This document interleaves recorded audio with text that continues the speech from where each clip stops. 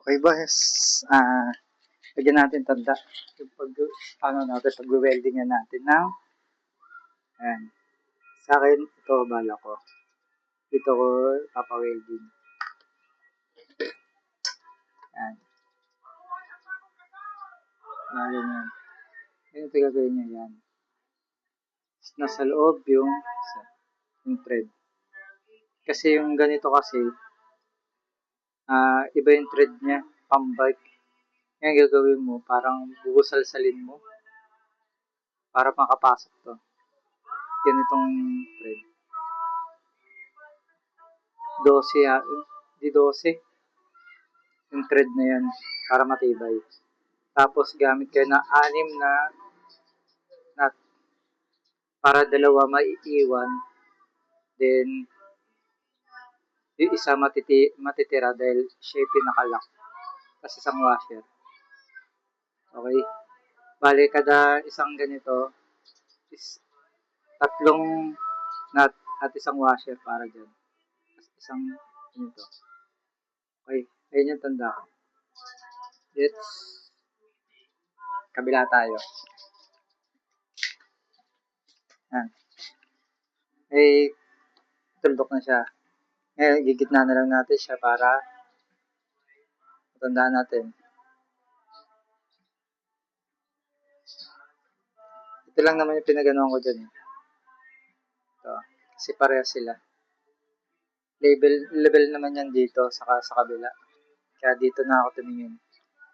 Ano. Magiging ganyan siya. Okay? Then ngayon, pupunta tayo ngayon sa welding. So yun na ito yan. Ikot-ikot muna niya yung 2 tornilyo. Then, ispat-ispat lang.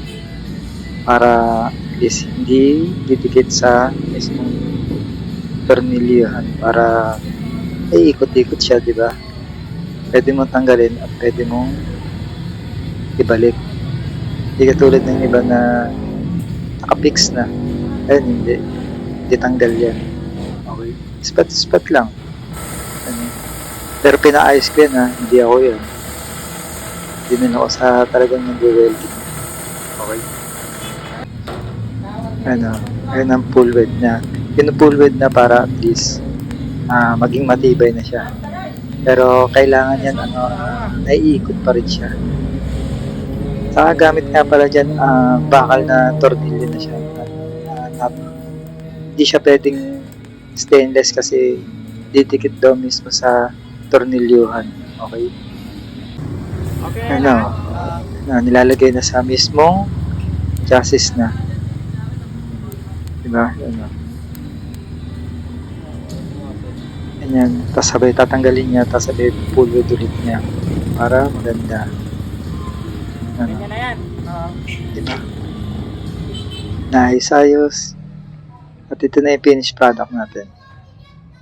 Yan. Racing tapakan. Sana nakatulong ako sa inyo. Nakabigay ako ng konting opinion lang sa racing tapakan natin. Okay? Salamat!